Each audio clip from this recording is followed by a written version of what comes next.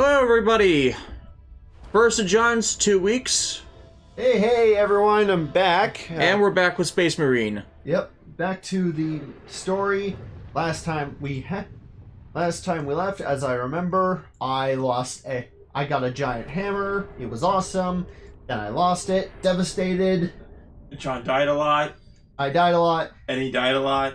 And I died a lot. Because the hammer did not reduce things to light. Aww. Mm-hmm. Yeah. So we're back with Captain Titus in his adventures to fight orcs and just make it through the day. The 9 to 5 commute in these places must be hell. How does that song go? Working 9 to 5. It's literally the only lyric I remember. Getting back into the field of the controls.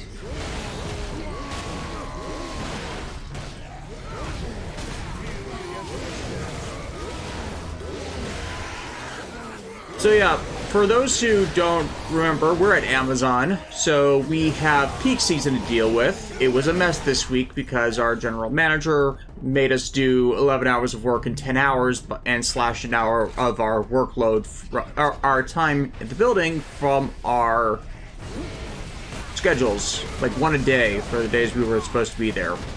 He really sucks, and we do not like him. We do not like him at all. Like, it was even called out that he was forcing us to do 11 hours of work in 10 hours because, we don't have the demand. We have the demand.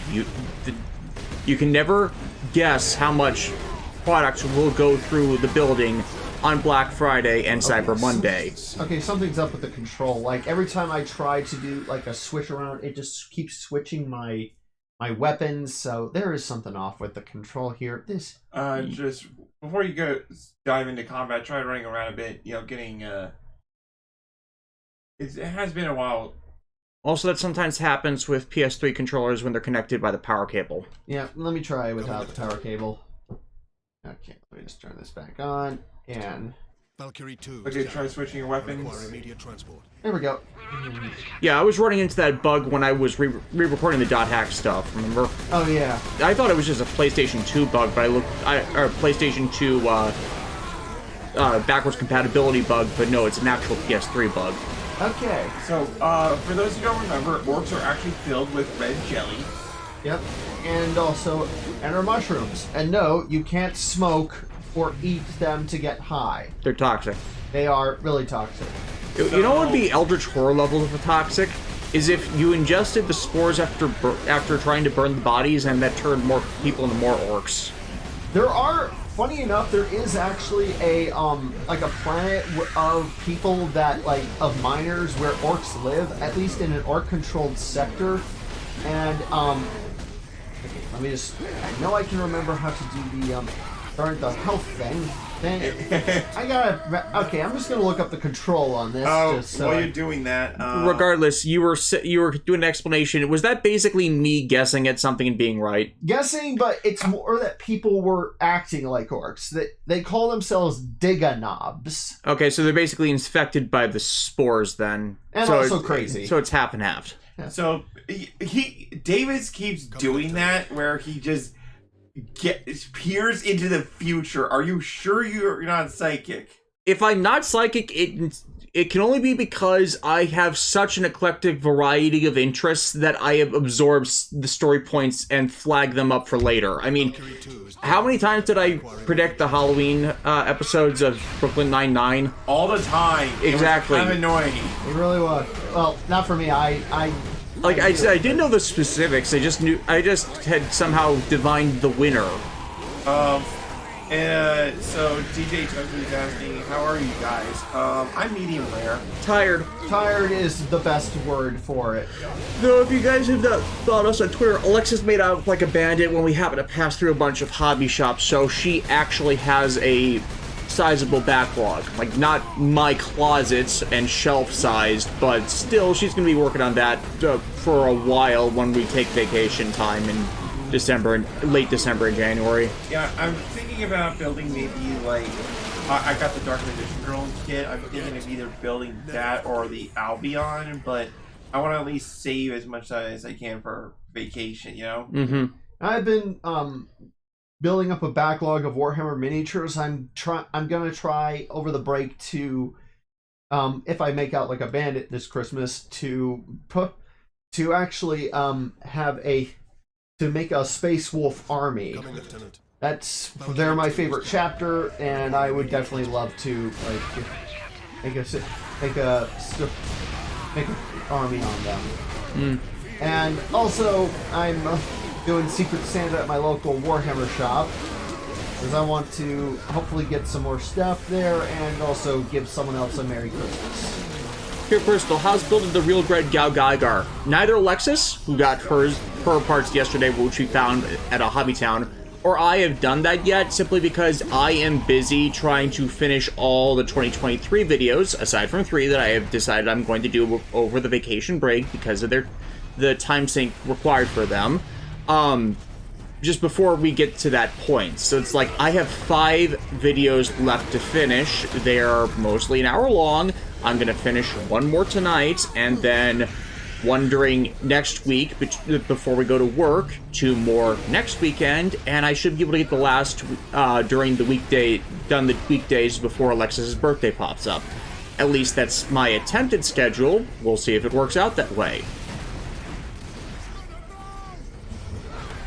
Just gonna decide to try like charging forward, you know.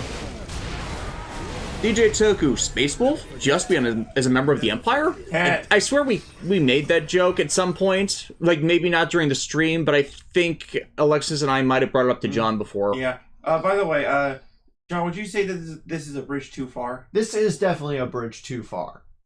The bridges of Warhammer Madison County. We need a con artist to come in here and sell us a new bridge. Coming, Lieutenant. Yeah. No. Do what we need. We need a monorail. Monorail. There's no monorails here. It's only a model. Yeah, so I would save your rage and like just be strategic with your blasting. Despite all my rage, I'm still just a rat in a cage. Look, that is what it feels just like. Because you're a big hulking space brute does not mean you have to like shoot like one.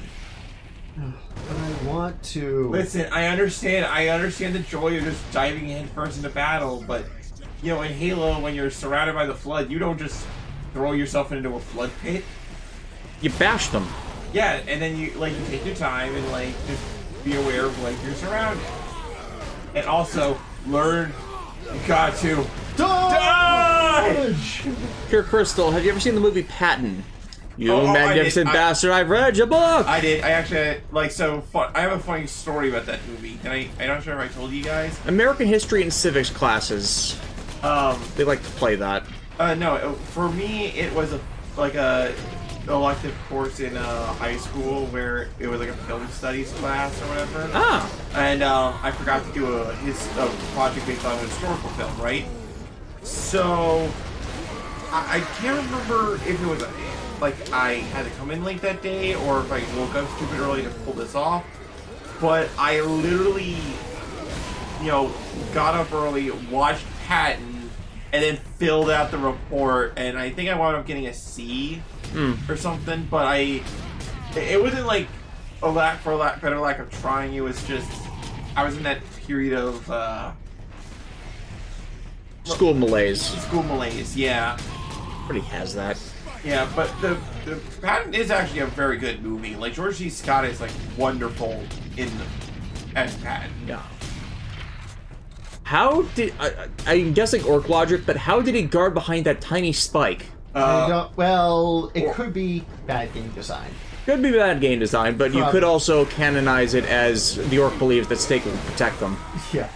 There is apparently a story, I'm not sure if this is true, I heard it on a podcast, a Warhammer podcast, that apparently someone was playing a Warhammer game where their Astra Militarum, their Imperial Guard, were out of ammo, and they were fighting orcs, and then they made a BANG sound, and one orc died. And then they kept doing that. It's like, oh, because the orcs believe that it's actually working. So they literally won by shouting bang, bang, bang at them a bunch. Yeah. This is a red versus blue bit. Yeah. And apparently also, then a bunch of orcs came over a horizon, like clumped together, saying, "I'm a tank, I'm a tank, I'm a tank, I'm a tank, I'm a tank." Very good. Crystal, I'm curious if Alexa's ever seen Yuri on Ice because damn it, everything is gay about this. Nope. Yeah. Though I do think, what else was nominated the year that it won all those awards? Yuri on Ice, you mean? Yeah. I think that was free, or that might have come after Yuri on Ice. It was one of those, niche sports anime. Hey everyone. Where is it? The device. So you sticking with the chainsword? You want to try the axe? I'm definitely gonna go for the axe. Power axe. Yes. Come. Unfortunately, you can't use it as a guitar. The orcs might, why but can't you use your axe as a guitar? I wish I could. You have failed the city. the orcs probably could, but it's the orcs. Yeah. Should I get more should I switch for the grenade launcher, or ooh, what if I switch for the melta gun and nope, still low ammo. Never mind. You gotta use your tools wisely. Mm-hmm. And so the yellow bar is your shield, right? Yeah, Yeah. So like, just take it nice and slow. oh, I switched to the grenade launcher. That is my mistake. Probably the best way because they weren't visible to be sniped like that. The Terror of Death. Greetings from the Warp, also known as Florida. Yeah. Yeah. Yeah. It's the Granted, I think every country has their equivalents of Florida, so ours is really bad. yeah. Yeah. And Asia has North Korea, so it's a continent's Florida. I don't know if I would call North Korea the Florida of the Asian world. North Korea is just North Korea. Like, for you to be the Florida, you need a special brand of crazy. A special brand of crazy and stupid. Because North Korea is like typical evil, but Florida stupid is like a. North Korea's government is evil. And we could still say that about Florida's government because of who's running it, but the stupidity is just the general populace. Ah, gotcha. Bastard. Actual legs. Just your thoughts on Gundam build series. I like them with exception to Divers. Divers is not well written. Well, like, here's the thing. I still remember this. Me and Des tried to watch Gundam Build Divers, like, the first season. Like, we legitimately tried. We could not get past the first episode. Because it was literally as you knowing. Like, does it get better as it goes on? Possibly, but it was like...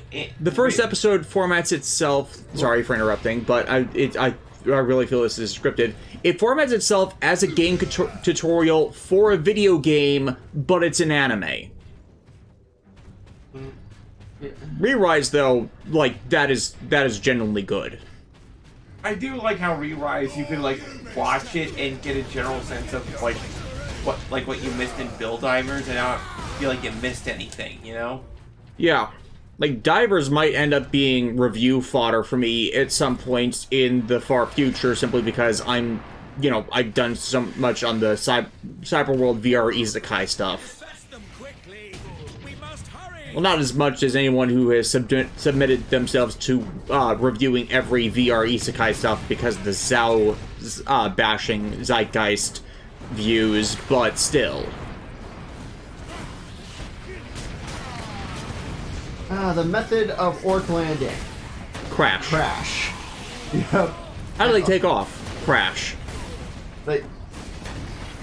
I will always, like, I mentioned this before, but I love in this orc novel, Brutal Cunning, where they actually describe how an orc drop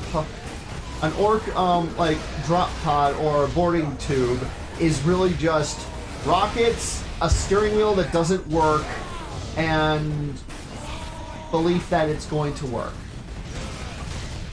Oh, and I'd also like to clarify, I don't have anything against the people of Florida. I have I am against how Florida is currently being run.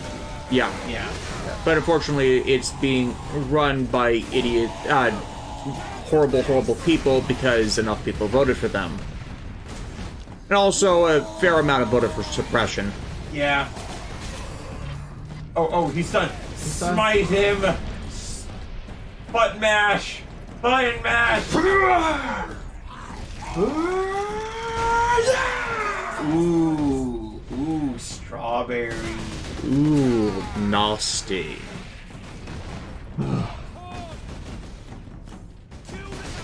And also, in case anyone is aware of it, I have gotten the new Warhammer first-person shooter Darktide, which is made by the same people that made the Warhammer fantasy game Vermintide.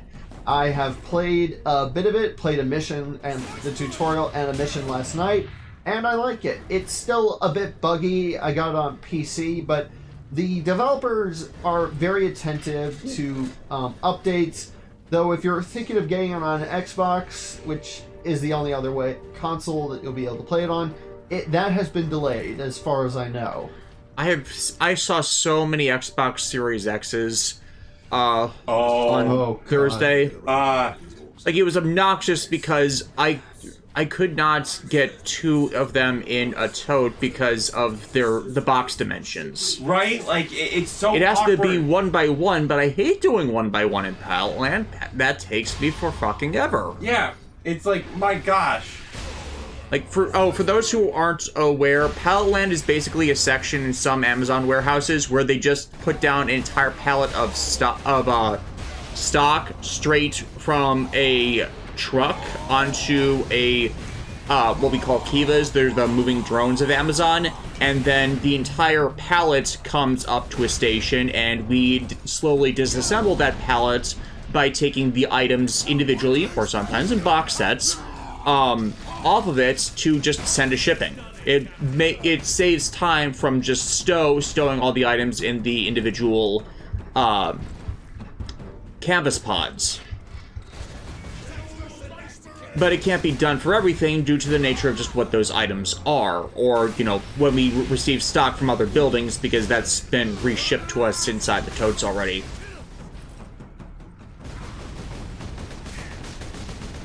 But yeah, if it's just bulk product, some facilities like ours just prefer to deal with it that way. Though they have considered just getting rid of the section because it is a pain to find anyone that can actually work down there for large periods, due to the equipment not having been fixed or upgraded since the building was opened, and our building is going to be turning 8 next year. Or just like the weight and repetitive motion of having to deal with heavy items and the odd stretches of just that section.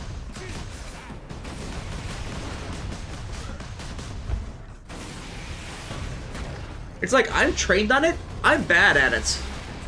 Like, for comparison, my normal rate for doing items in the rest of the building outside of Palletland is like, I can do average 400 items an hour. In Palletland, I'm at best, I'm 160 to 200, so literally half to 2/5 of my normal productivity, so they don't usually send me down there. And Alexis and I, we had to pack 66 Xboxes for... Oh, no, like, without going too much into specifics, basically, when we were working the job that, like, make sure shipping labels get put on packages, they brought up to us a pallet of Xboxes that we had to open up, scan into another program so we could, like, actually pack them out, and it was, like, doing, like, 2 intensive jobs at once. Yeah, and it's 2 Xbox Series X's to a packing box. Right, so... From how we received them. And they are tightly packed in there. Yeah. Like, they are in there. Yeah, you literally have to open the top, cut open the bottom, make sure that it's free-falling, and then lightly punch the top of the inner boxes to slide them out. They're that tight in there. I wonder how they actually packed them in there with them being that tight. Media reviews. Quick question regarding retail work. With Christmas shoppers on the horizon, how do you deal with the stress of larger crowds?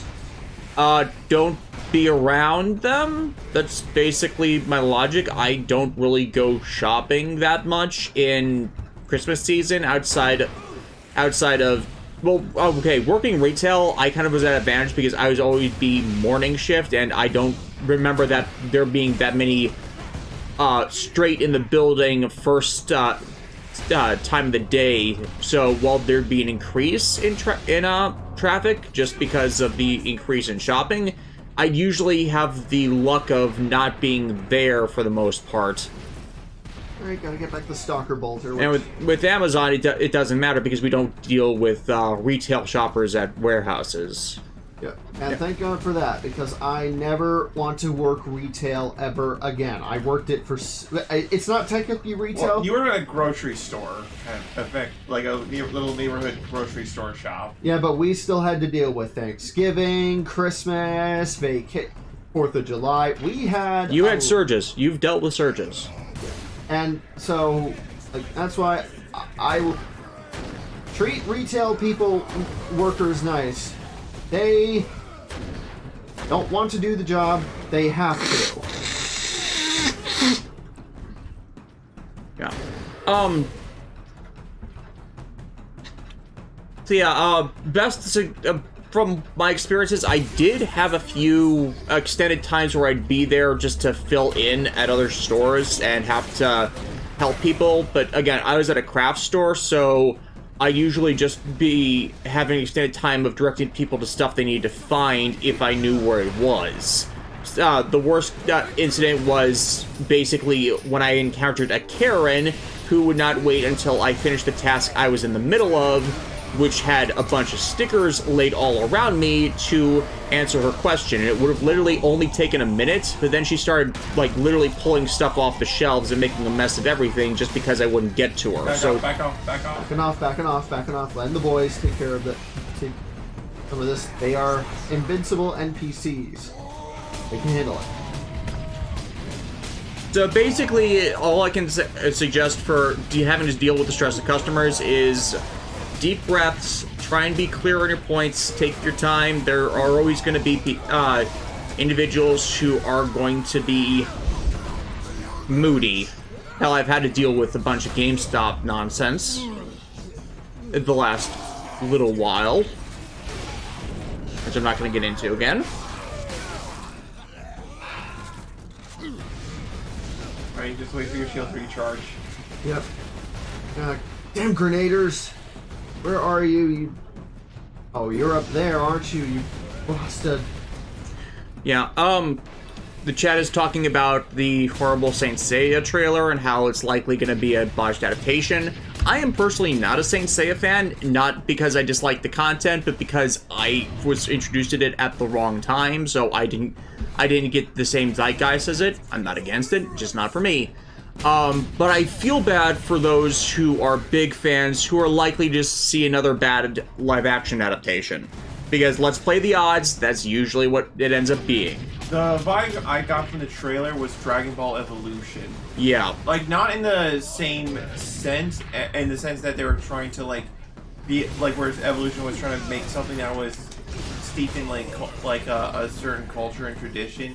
And Americanize it. And Americanize it. More like in the general vibe of you are copying aesthetics of the property, but it has none of the color and flair. Does it make any sense? You know, like how in some, like how they tried to spike not Goku's hair, and it did not look anything appropriate. Right, or the best way I can describe it is, you know, if you've seen like more modern MCU movies, there's a common criticism that they all tend to start looking the same, and not everything is as colorfully comic book accurate as it could be. They share the aesthetic, they don't share the color balance. So yeah. Yeah, like is that same kind of feeling of like kind of how Spider-Man popped in comparison to everybody else in Civil War. Right. Yeah, like that. You know, like that feeling of, instead of embracing Saint Seiya's over-the-top ridiculousness, it's like they are doing it because they have to, but they're not like... They CGI the armor to a level of blandness, and you now have a Thunder Hammer. So it kind of reminds me as they remember how expensive the Gatchaman suits were. The Gatchaman suits were stupidly over cost, and then they have been scared to do proper costumes ever since. Like seriously, for the Gatchaman movie I reviewed years and years ago, they spend more on the suits than everything else in that movie. It's like they literally what the point of the costumes would cost as much as high, not even high quality, is like if they were trying to make Tony Stark power armor. And what's really crazy is that I don't think they needed to be like the same Seiya suits needed to be expensive. They could have taken inspiration from like various Toku series and like hell, maybe even I've seen some great cosplay and stuff, you know. But instead, they decided to, from what we want to look like, they decided to CGI them on. Right, which no. Yeah, because like part of the appeal of Saint Seiya, like from what I saw, was like when the armor gets hit, like it gets cracked. Like we're talking like full on, you know, brutal fist fights. Yeah, stuff, so there's an artificiality to it, which is not appreciated by a lot of people, and I think would be better if it was like Hideaki Anno did Shin Godzilla, where it is an actual suit, but it has CGI accents to it. So you get the freedom of movement from a proper cloth armor, full cloth armor Saint Seiya gear, but you'd also be able to do a bunch of the flares and details with the proper CGI mapping, as they appear to be doing that anyways. Also, the Thunder Hammer is like the best weapon. Like, my god. Like, there is an actual Garo suit in every Garo series, even though a lot of the effects work evolves into CGI versus CGI fights in Garo. It helps sell the illusion.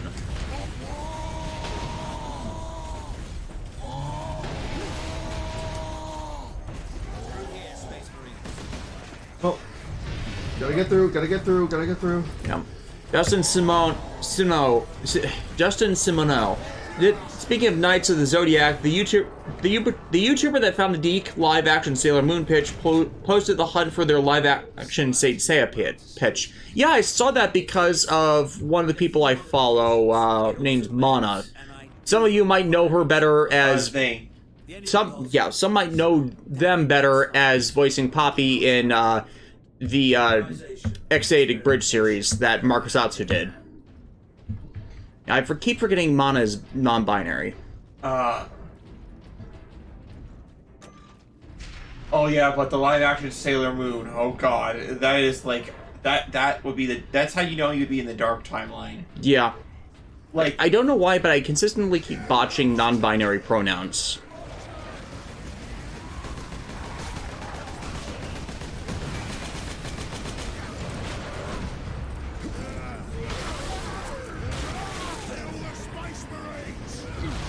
I am never giving this baby up, ever. and then John, did they make you give it up? It's like, no, I was never gonna give this hammer up. I was never gonna let it down. I was never gonna turn around and desert it. Back. Smack. Ah, look, it's the pacemaker. Up, bomb squig! Damn it. I hate bomb squigs.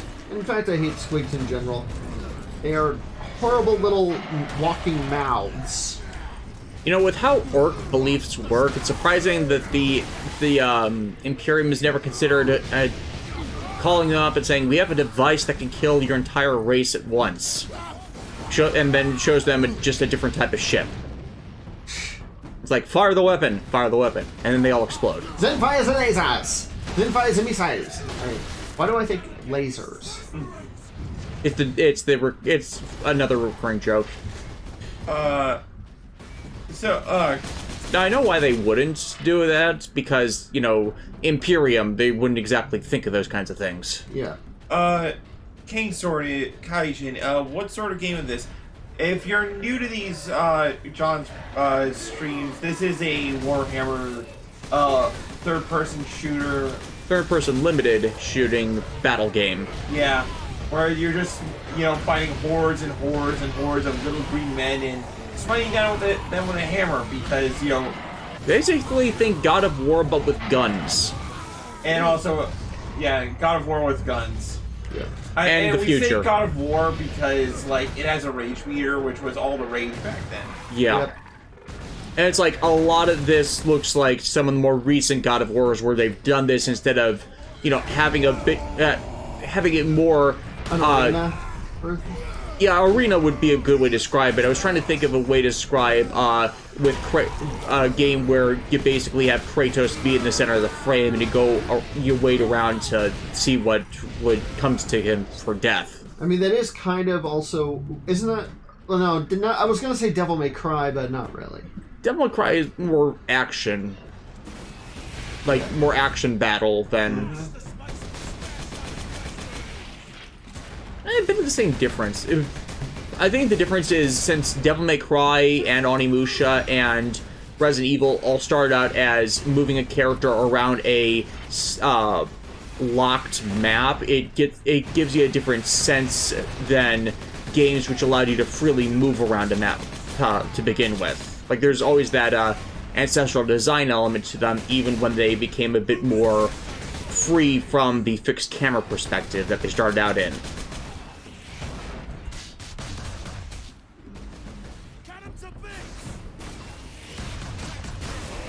DJ Toku, hey John, would you fuse the Thunder Hammer with the axe and the chainsaw sword to make a halberd with a chain blade on the axe if you could? That would be cool. There are, I think there are power glaives as well as chain halberds, at least in the olden days of 40K. Yeah, that sounds like a Super Sentai combination weapon. When you think about it, hammer plus actually there have been series where they've added hammer plus axe plus sword to make a giant sword. Speaking of which, Media Hood has recently started playing the 2018 God of War, and they're really enjoying it so far. We're glad to hear that. John played the 2018 God of War for us not long after he moved in. I actually remember getting you the game. Yeah, it was like to celebrate us moving into that apartment. Yeah, and Christopher Judge is perfect as Kratos. Oh yeah, he does a great job. I actually had to introduce them to Stargate later on. Like, we did that in 2019, 2020, 2021. We did that over a couple of years. 2020 and 2021, just to give them more context to Christopher Judge as an actor, because he played Teal'c in Stargate. Indeed. Yep. And who knows, maybe I might stream the new one, maybe not. Yeah, we've not gotten to Ragnarok yet, but we've heard it's good. Mm-hmm. Like a few issues here and there, but overall still good. It's a pros and cons list between the sequel and the original, which I honestly think is a good thing. Don't repeat the same mistakes, even if you make new ones. Mm-hmm. What comprises a few, Inquisitor? Or at least try not to repeat the same mistakes. If you don't complete the entire list of mistakes, but you got a bunch of them, you're good. Yeah, Media Hood reviews. Because of this game, I now say, boy, with the Force deep voice. That was the meme. Yeah, boy. Dad of boy. Boy. I mean, that is what he is. He's the dad of the boy. That boy, right. Whoop, whoop, whoop, whoop. Turret. That game too, by the way, did you see that Digimon Survive has sold 500,000 copies? Yeah, considering the time since it was released, that's not exactly a good thing. Like, it really isn't. Like, it's been, what, half a year since it released to reach that point? Like, .xgu Last Recode got that in its first month. Like, the first week, I think, actually. Because it definitely outsold the SAO game that released at the same time. It didn't beat Mario Odyssey, but it was going to be Mario fucking Odyssey. Yeah. So, and yeah, Persona crushed that. Persona always crushes. Persona is always going to crush that, but Persona is a lot more niche than people think. Or at least Persona 4 Golden was, and that's where I was mentally going. I think Yakuza, the more recent Yakuza games have crushed that too. Even though, again, they were niche for a long time. And oh, what were you gonna say? Oh no. I was gonna say I was very happy about that, since I love the Yakuza games and I want more people to know about them. Yeah. I think Fuga might have hit that number faster too. Fuga Metal Steel being one of the more recent CyberConnect games. That one undersold though in its first month, even though it got like perfect review scores. I think that might be an issue of either advertising or it's like, don't you kind of hate it when you know like a really good movie just came out, but other bigger stuff comes out around the same time? So yeah, and definitely since that was a completely developed and produced and released in house, that was going to be a hard sell because advertising is, well, usually Bandai or Capcom would deal with that when they would publish games through them, but solo publishing, that's going to be a bit more of a hard sell. At least to people who didn't already know and like the company. But yeah, Digimon taking 6 months to sell 500,000 games when Digimon was a big franchise and has an anime ongoing, that's not exactly a good thing. Oh yeah, Super Robot Wars 30 hit that number in its first week too. Like, and also, complaints about that game aside, I am happy that 30 was released on Steam and like various platforms, so like everybody had a chance to play it. Yeah. You know, so I hope that my hope for that franchise is going forward they keep doing that. Yeah. Not obviously the DLC model that they went with, but like definitely not the DLC model went with, and actually give us an actual tangible combined universe story. I had to build back my health. I was getting low. Sorry, did you really I mean, you kept jumping right onto the path of the turrets. Yeah, that's the problem. Yeah, John, For like, some reason, I was dodging, and this is like, it's the right stick. The right stick is both my my friend and my enemy in this. Or John, listen, if you love turrets, like if you really love turrets, like then you just say so. Like I'm not gonna judge much. Sword Kaijin just bought the first Kamen Rider Batch Ride War game on the PS3. That was Wizard era, so that one was okay. The sequel was a bit better because you got Gain characters, and the Wandering Ghost was honestly had the best roster because they tried to get everybody in at the time. And it was just fun playing as Drive because you could just chain his type speed full throttle finisher and constantly launching into a bunch of enemies with Tridron spinning around. That is just fun.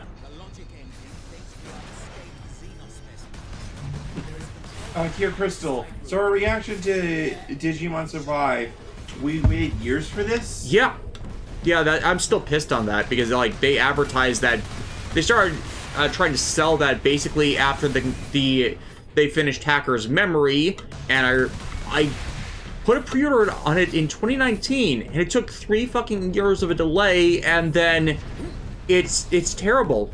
It's like 2 hours of nothing to finally pretend to even get game. It's like I wasn't gonna play more of that.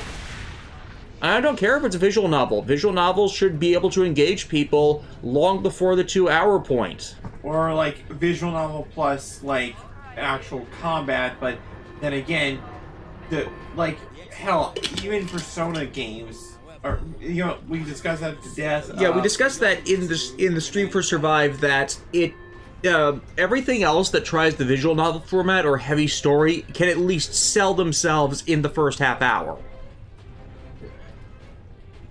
So, why are you in this building again? We're trying to get... It's a special weapon. I have a power source for a weapon that the Inquisitor has been working on. It is a weapon that uses the warp as its power source, so it's a bit of a... It's going to be kind of a 50-50.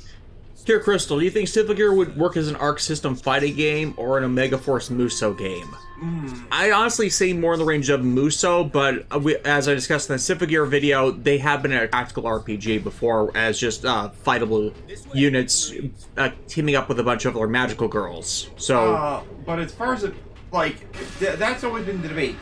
Do you go Muso style or Arxis style fighting game? And the reason why people say Arxis is because a lot of Arc System Works games have like a heavy music soundtrack to them, so like, and they can have fluid animations and like sick combo systems. So I could totally imagine a Symphogear fighting game that would have like a rhythm mechanic to it. Like the better you do your combos, like the better your melody is. You know? And I think this is the weapon that we're looking for. So fire as you think Ooh, Kraken Bolter! Yes! This modified bolter fires adamantine cord Kraken ammunition. It does heavy damage to armor, can pierce cover. It permanently replaces my standard bolter. Yes! I swear the engineers in this reality must be so bored to be all artisan like this. Okay, peace in the chat. What do you call it when someone describes the theme of a sci-fi series that features space idols? Getting the point across.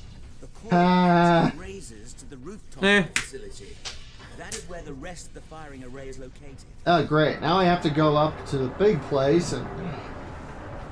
You always have to go somewhere. It's always something. Terror. Xenoblade 3 was better. Yeah, like it also didn't help matter that Survive came out like as Xenoblade 3 came out, and Same time, yeah. Same day. And oh, look at that, Xenoblade 3 got nominated for Game of the Year. So whereas everybody's basically forgotten Survive out of just like Quinn streaming it for Stream 4-star, and even he was getting annoyed. The last I heard. And Dustin, to answer Dustin's question, yes, I believe XCU, the Symphogear mobile game, is done by Bushiroad. Yeah. Damn it. Darn you, turrets! I gave you everything! No, and you this is... No, you didn't, John. You didn't pay child support. You didn't visit them. You're just an absentee parent. Never say I didn't. I was giving you everything to something that's trying to kill you. It's like, no, you didn't. You didn't give me your life. It's like, it always works out that way. That's always what's gonna get invoked by that. Yeah, and I'm also to answer DJ Toku's question, I am sorry I can't get my thoughts on the second Macross Delta movie because I have yet to see Delta, and I'm kind of waiting on the Blu-ray now. On the Blu-ray now because, like, you know, why can't they blow them up when they're inactive? That's not fair. Nothing to explode, maybe? Maybe because it believes in itself. Stupid machine spirits. Don't let the tech priests know I said that. They will excommunicate. No, John, do what they'll do. Do what tech priests will do to you? They'll go to your computer and give you bug after bug after bug. You have purchased 1 million units of Centauri stock. Aww. I love that. That's a reference to Babylon 5 when Londo Malari pisses off a techno mage, and so the guy releases a virus into his system that keeps Cyber Demon, but yeah, basic same difference though. Yeah, that keeps buying stock, messing up his prices, and all he has, and basically all Londo has to do is apologize. Apologize? Why would I? Power shuts off. On the other hand, that is probably my favorite joke in the entirety of Babylon 5. It's like, apologize, never, you know, and then like lights goes off. He's like, on the other hand, it's like you have to know when you've lost. Yeah, it's like sometimes best to know when to fold them. Yeah, you see, I'm not purposely doing that. Sometimes that just does that automatically, and I don't know why. I'm trying to run, and it either swings or tries to switch weapons. It's annoying. Here, Crystal, honestly, I don't count Superhero and Chronicles as a Magical Girl Musou game if it didn't have Nanoha, Madoka Magica, Yuka Yuna, etc. It wasn't a Magical Girl Musou game, it was a tactical RPG in the vein of Super Robot Wars. There's a difference. Dustin, now wondering why we haven't had Tsubasa and Blaster Blade cosplay given the list of the game's collabs, or have a Symphogear Vanguard set like Shaman King or Token Ranbu. Yeah, like the thing, like the beauty of XCU is that like because of like the plot devices that they have, they can literally cross over with anything they so choose and like just roll with it. You know what? Yeah. Actually surprised that more in that same vein. I'm surprised Symphogear hasn't had a Weiss Cruise set. I think that's the one that does anime themed decks. I thought it did. Yeah. That's actually a question I should check. I thought it did. I might just not have known about it. Yeah, it's entirely. I thought I saw Symphogear trading card. All right. I know some card game had like Symphogear collab.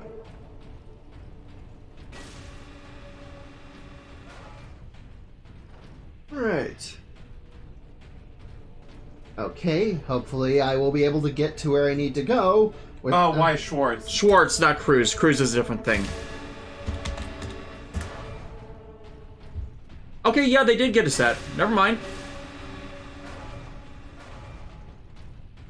There. The command room is beyond those doors. Beyond those doors.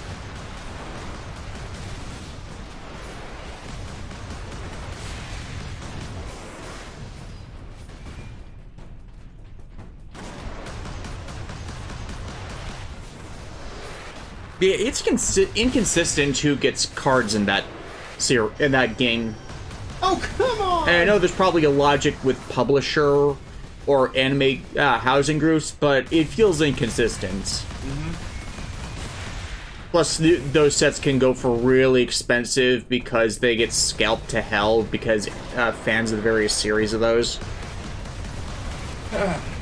Pure Crystal, have you ever seen an anime where it had two Deus Ex Machinas? Yeah, it was called The Big O. Come on! Yeah, absolutely. Okay. Seriously though, one of the worst cases of the plot running on Deus Ex Machina wasn't an anime, it was Zyuranger. There was a reason I kept going Deus Ex Machina no Jutsu when I reviewed that show.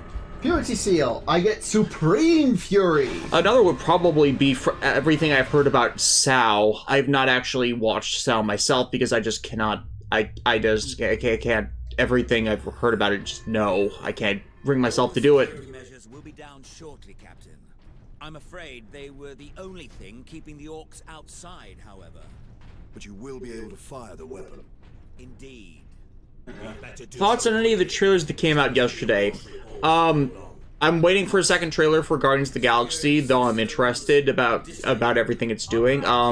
Transformers: Rise of the Beasts. That is a primal design. They actually look like character designs for once instead of the Michael Bay mechanical mesh. So fair. I'm hoping it follows the Bumblebee movie in being decent. I have not seen the Bumblebee movie myself, but I've heard from Transformers fans that it's the first tolerable of the live-action ones, so if it follows in that vein, fine. Like, if they want to continue the soft reboot stuff, go ahead with it. Mm-hmm. Though, if they're following the plot of the Transformers War for Cybertron trilogy with the Kingdom I'm from the future plotline. Well, to be fair, Beast Wars was technically that, in that they time traveled from the far future into the moderately distant past, but that was just so they could stay isolated from everything else Transformers. So, I'm not against them continuing the We're from the Future plotline with Beast Wars. I'm not a big fan of the intersection. Like, that was already the fan service of the Kingdom. Oh, way to go, Space Marine! Your leader could have like used that to gain health. That was probably Leandros. That guy sucks. Only if you drop the canister. Okay, so don't drop the canister. Okay, inserting warp battery. Also, QB Stand wins the chat. Reject robots. Embrace monkey. Embrace the monkey. Okay, cross my fingers. Hope this doesn't kill us. Or turn us into demons. And then it just turns me into a demon. Or kill me and turns me into a demon. Or kills you and turns you into orcs. Or kills you and turns you into an IRS person. Captain, your time carrying my power source is finally at an end. Yeah, if that sounds sinister, it is. Whoops. Stand clear. Cyclic surge firing sequence commencing. Alarm. Structural damage. Warning. Boxes! Containment right commencing. Structural damage. Damnable thing! What do you need me to do, Inquisitor? You'll need to manually restart the array alignment. Oh, come on! If you must. Kane's or Kaijin, I've seen your Zoo Ranger reviews and I didn't know that the show didn't do well. Everything Shirakura has done well, or had significant involvement or decision-making in. It's been across the board the man's entire career, and yet he's still getting, fails upwards. I think it's, if there was a way to describe why, it's because circumstances that aren't attributed to him prop him up. You must hurry. Yeah, when it's generally other people, it's so the Timino effect, then. Whereas at least, like, I would like to give Tamino the benefit of the doubt that, like, on some days he has a legitimate idea, you know what I mean? Or, I should phrase that differently to, shoot. Ghost in the Shell's director gets all the credit for what's the story that was written by, Dot Hack's main writer. So, yeah. Because Mamoru Oshii, because the man might be a great director, but whenever he's written his own works, it's been terrible. This is consistent across the board, and yet people keep calling him from the guy who created the Ghost in the Shell movie. It's like, he directed the movie, he did not write the movie. And what's even funnier about the movie is that it's, like, it is the same characters and everything, but apparently the manga is actually more of a buddy cop affair. Yeah. And Makoto is like a lot like less stoic and a more like... She is out there. She did porn, apparently. Which, good for her. You know what? Yeah, props to her. She also apparently had a boyfriend or something. I can't remember. It's been I have the manga and Granted, the flat portrayal is more a dub thing than the Japanese release. Right, so... Okay. This might kill me. Again. Listen. Just give your souls over to the machine god. Just let it wash over you. Okay. Toshiki, DJ Togu, Inoue wrote Jetman, right? Wasn't that good? Yes, Toshiki Inoue was a good writer and can still be a decent writer with the right producer nudging him in the right direction. Unfortunately, most of the people who still contract him for work do not get him to be a good writer. They get him to write what they want him to, and he is not exactly going to write his best in that. He's either going to write spitefully, in which case he's going to be at his worst, or he's not going to really give a damn, in which case he's going to fall back on a bunch of his tropes that have not worked for years. Uh-oh. Oops. It's kind of just an engagement thing, because he's definitely a writer who over-relies on his tropes. And Jetman, as a consequence, when looked back on, is a lot more held up by the contrasting styles of his co-writers, Naruhisa Arakawa, who has done basically everything Sentai, almost every good Sentai he has had a credit on, and Kenichi Araki, who I've been going over extensively in the Rockman reviews, who also wrote Zoids. We can handle a few orcs. And now for a boss fight. I probably shouldn't have put back my Thunder Hammer.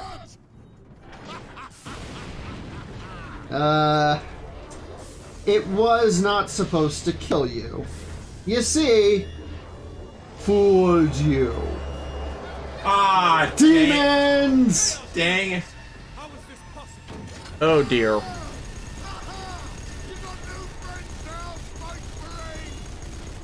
That's the warp monsters, right? They are the demons. Yeah. Demons of Khorne, to be precise. And a Chaos Space Marine. You wanted variety, Alexis.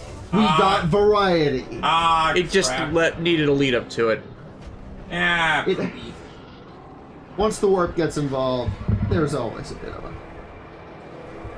It is definitely suddenly Chaos Space Marine. I knew we shouldn't have trusted you, Jeffrey Combs. You used me for land development. Get back!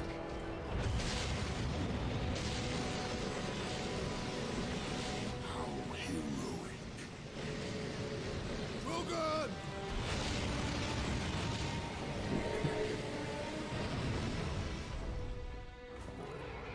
Drogon! Kier Crystal again was the chat. My God, Stephen King was right. It is the Children of the Corn. Eh. I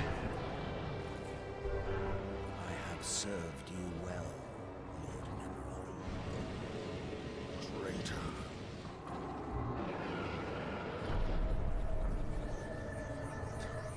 And his reward is murder. Oh no, By death. he was never. I think he was always dead. Oh, so animated corpse. Never mind then. Probably, yeah. Yeah, like from what John has told me, the problem with the Inquisitor is that they're the ones that investigate like warp shenanigans. So out of any other faction in the Space Marine, in the Imperium of Man, they're the most likely to get like mind frailed. That makes sense. They a lot of them, especially radicals, get too damn close to it. Like instead of just like going, "Yep, that's the warp stuff," and leaving, they keep peering further and further into the madness. Okay, so that's definitely a those who fight monsters must be aware of the cost of becoming monsters. Yep.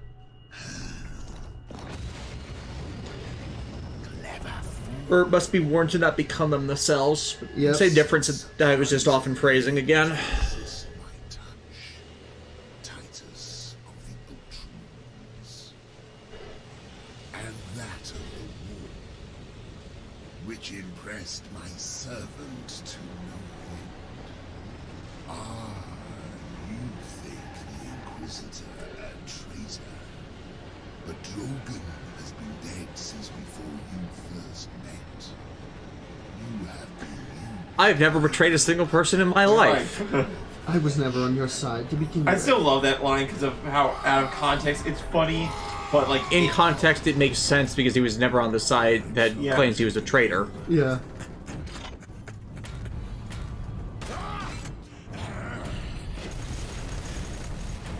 How do they call orcs evil? By the way, orcs are just orcs. The problem is their sense of morality is just Like I'm not saying who they are. wins. Yeah, I'm not saying they are like morally upstanding citizens or anything. It's just when you're dealing with an orc, just know that you're dealing with essentially a meat-headed chaos. That wants to just fight. Yeah, but even they know demons are bad. Yep. Like even like I love it when like in a universe full of crazy people, everybody's collectively said, we're no demons. Yeah, it's like the way I keep seeing the orc stuff is, if the Klingons had no culture and were more about anarchy, Yep. so you can't even reason with them. Yeah. And the only time that we ever have a team up is in the game Dawn of War 3, and that's more because of a circumstances require, like, putting aside differences.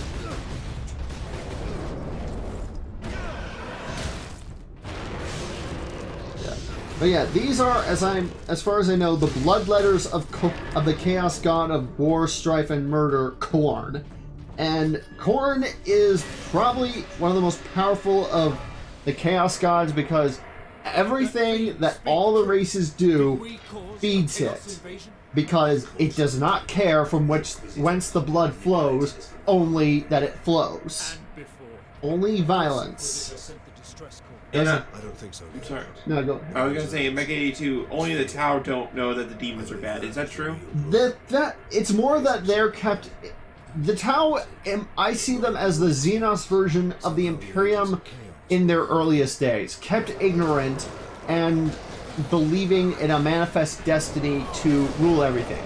The only difference between them and the Imperium is that while the Imperium was always built on xenophobia, the Tau is built upon everything can be used to support the Tau. There is a geocentrism to their view of the universe. Yeah, it's like everything's around us and everything is meant to support us. They can bring humans into their empire, but they will always place themselves first. Yeah, so it basically it'll force other races to be second and third class citizen stance, and you can't really do that with the chaos demons of the warp, can you? Yeah. So, and there's also not many psychers, and among the Tau, and those that are psychers are the ones in control, the ethereals. So they're even more likely to be corrupted and taken over. As far as we know. I don't know, I haven't read any stories about the Tau Ethereals getting corrupted by demons, but it's not outside the realm of possibilities. Yeah. Point, right? It wouldn't surprise me if someone in the deep lore had that as a thing, but don't want to give the game away. Yeah, it would be cool. Yeah. There's also, like, the Tau also have the whole concept of the greater good, which is... The greater good. Yeah, it's basically anything is justified. As long as it benefits us. Yeah, as long as it's for what they see as a greater benefit. Yeah. But many times it's used to justify horrible actions, like burn an entire planet. Yeah. Usually it's we justify actions for a greater good. Yep. An indeterminate greater good. Yep. So Terror of Death. So essentially you have to go full pacifist to beat Korn. So, I guess I have to give them hugs. That is actually kind of like how I would love it if somehow, like the Chaos God Nurgle, who is the god of plagues, was beaten by hand sanitizer and soap.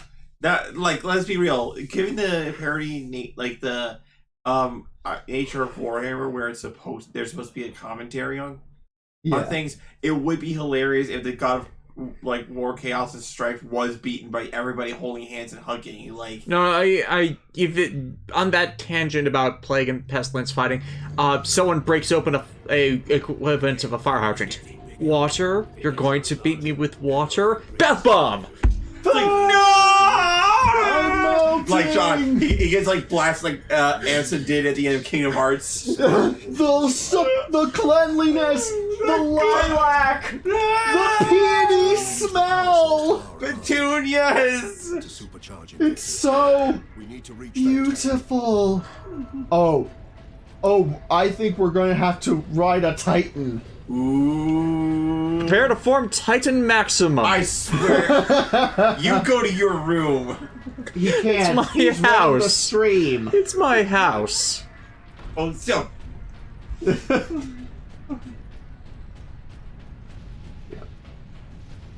Here, Crystal, what anime do you think the longer it goes on, the more problems show up? That's definitely a case of story fatigue, so... Me personally, I would say Dragon Ball. I kind of agree, considering no one has, with reflection, come out as outright enjoying Super. Like, every time they ended up doing something, it's good in concept, but with how it's developed, it ends up becoming lukewarm to lackluster, even though it still has some amazing scenes and moments. But, I think most people can cite the Goku Black arc on that.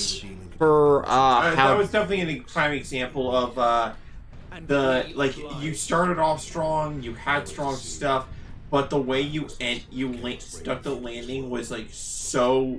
They didn't stick the landing, they tripped. No, they didn't trip. Rather, they fell into a vat of pies. They face planted. Yes. Iron Halo builds up my my shield. Yeah, but sometimes you just need a different writer who knows what they're doing to flesh things out if something goes on for too long. Some people are considering, I haven't heard much, but I would consider what they've been recently doing with the Digimon series by not holding themselves to the single season format. Like, the Adventure Reboot went for 80 episodes, and I have not heard anyone really talk about it because they just could not stay engaged for that long with it. And to not even talk about it being a reboot to begin with, which made it a hard sell. Mm-hmm. But Ghost Game seems to be getting to that same point where they've escaped the fourth core and they show no signs of stopping. Although, like, I did hear, see an image of two of the Megaform being teased. Okay, so they might be entering the last leg of the series then, depending on how they're developing that. And, credit where credit is due, a new Digimon series getting, 50 plus episodes, and I also haven't heard anybody talk anything negative about it. So, But we've not really much engaged with Ghost games, so we don't know from personal experience. I've just known that when Toei goes beyond a certain episode limit, that they tend to drop in quality. That's always been my fear of like engaging in long-running series. Like it's also my fear for the new Gundam series G-Witch, which recommend, really good. But I've always been kind of worried about, like, you know, watching fatigue. Like, that was one of my problems with the original Mobile Suit Gundam. Like, The problem, of course, that also develops is if you split a series into 2 smaller seasons, that gap so many times results in a tangible quality drop in the second half of the content because you were away from it so long that the story points you want to do no longer fully connect because you have to start the game all over again. The only exceptions to that being, like, Build Divers Re-Rise, because it was originally one season that had its running length just separated into 2 non-consecutive cores, and Gundam 00 because the second season was fully in response to the consequences that came at the end of the first season. So you keep getting a catch-22 where you want it to all occur in one run, but you want it to have a certain length because going too long consecutively can lead to the problematic quality drop that undermines the rest of the series' enjoyment. If that is too late, Leandros, enough. We need so to yeah, get moving. Leandros is basically thinking, wait, you held the power source. Are you in league with Chaos, Captain? and like that's the problem with the chaos and the warp and chaos in general is that you start like questioning like who's in league with who. You know what I mean? Yeah, and you it start just- suspecting people that might generally be innocent and were just being ordered to. And considering the guy who ordered your protagonist to was ordered by a person they generally disliked, suspected, and hated, like, suspecting him of working with someone he disliked is not exactly something they should be considering. My theory on why Titus is able to resist is that he is a null or a blank. There are special people within like different. There are certain levels of psychers that are like so resistant to the warp that they're basically like a null in the warp. So a level 0 like Toma in Raildex, where they are immune to most magical phenomena, but as a consequence they can have no supernatural powers of their own. Yeah, they nullify the warp around them. The problem is, though, that they're also known as pariahs, which basically means they're shunned by people for, like, people will, like, look upon them with distaste and dislike, not knowing why. It's kind of like you give up this vibe, this empty vibe, and you also make psychers, like, very, like, physically sick to be around. Such misfortune. Yeah, it is. They're, like, of all the psychers, pariahs are the ones you have to feel bad for the most. So it is basically an Imagine Breaker situation where it nullifies all luck and snarls connections. Yep. And also, apparently the ones attacking us are the Black Legion. They are, in my opinion, the biggest of the bads of Chaos Space Marines. They were the original traitors of the Imperium. They were the Space Marines known as the Sons of Horus, once the best of the best, but they were the first to fall to one of the first to fall to the taints of chaos. Their Primorc, Horus Lupercal, was the guy that pretty much screwed everyone over. Yeah. DJ Toku, so normal from Cross-Range. Basically same idea, yeah. Yeah. Care of Death. Hey, Des, John Alexis question, how would you fix Gundam Age? Make it a 6-core series so each protagonist gets their own two core sect, because part of the problem of Age is it just gave too little time to each of the 3 protagonists. So extending it out a bit more helps justify the setting of the story for each sect, and secondly, not make it be in worship of Universal Century. But the concept of Age, or like I think A generational conflict, that was never the problem. right, like I think that's an ambitious idea. Like, you know, like you said, extend the runtime a bit so that way we can follow like one singular timeline, but from 3 different perspectives in a you know what I mean? Because the way they did it just did not work.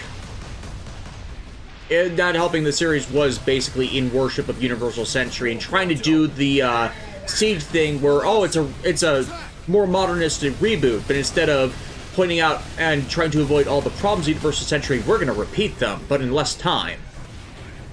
It's like, no, you're not working on this.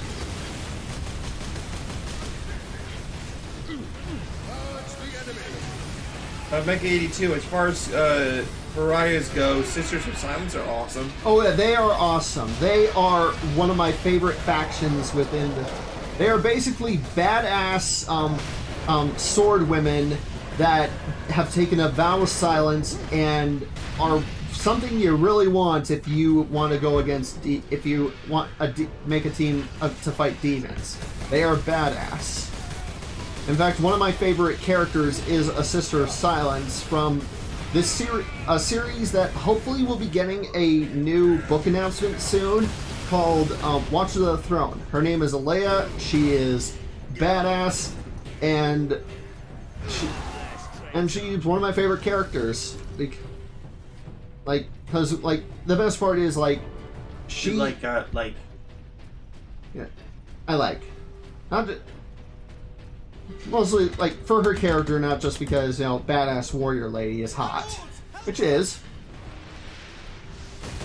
Oh, let's do the Chaos Warp again. I will save you, Cadians, even though your planet will soon be gone in a couple 100 years. Sorry. Might want to start planning the evacuation. Try not to retire here. Also, well... Nonsense! This is great front-sun property! Yeah. But yeah... This planet might be in a bit of trouble. A bit of trouble. Alright? Bring in the Death Star. And then somebody's just holding like a comically sized, like a golf ball to a camera to make it look big. The actual Death Star models are actually huge. Yeah. Really? Yeah. Like, human size, would you say? The size of the Neo Xeon model kit. Ooh, that is big. Yeah. I just have this image of the Neo Xeon finding the Death Star.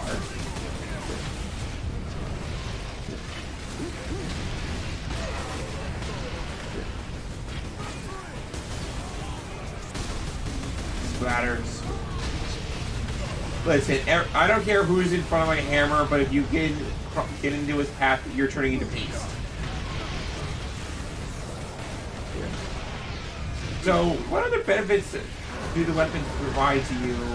Because the hammer is just... The main thing it gives me is ability to smash large crowds. Main drawback is my secondary weapons. My other secondary weapons are not. They're gone. Yeah, well, they're not gone, but it's just like they require two-hand, and I can only wield, and I only wield my bolter one-handed. Yeah, glad at least it doesn't run out of power, which is an annoying mechanic for Halo. Like, how many times you can't really swing the energy sword or the gravity can't work those games that many times because you're on a limit with those. Yeah. That always annoyed me because it's like, oh, when they're in the Covenant's hands, they have infinite energy, but when we get them... And it's like, suddenly, ooh, can't use them.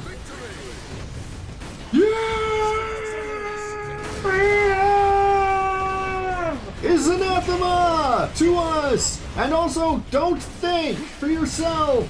Hey, maybe I should get a pedicure today. You're thinking for yourself!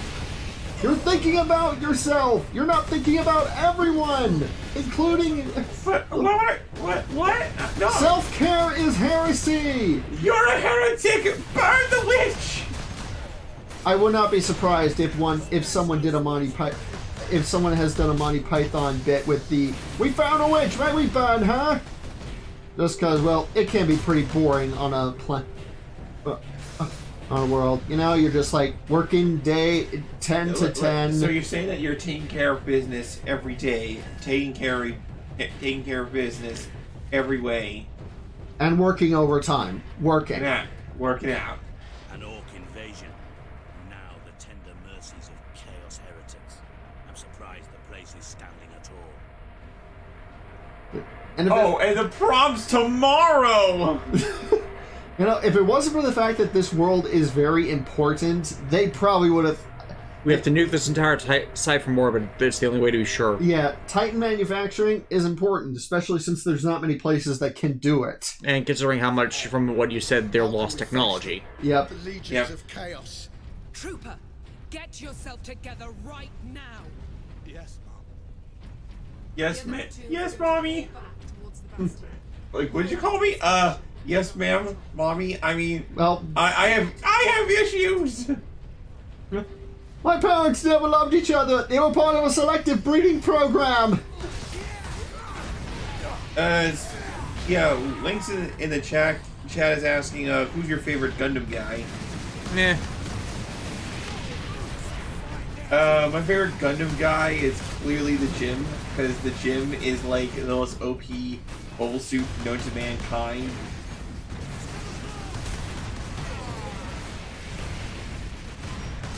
I kind of like Bakunetsumaru. That is a wow! You're just reaching into the abyss. They of asked me for their favorite Gundam guy. It is a actual Gundam guy. Yeah, Bakunetsumaru. Bakunetsumaru. I don't think I know that. That's from SD Gundam Force. It was their Muso / G Gundam equivalent, because they were kind of, you know, it's that whole SD character thing. Bakunetsumaru is, fun fact, voiced by Yuri Lowenthal. Huh.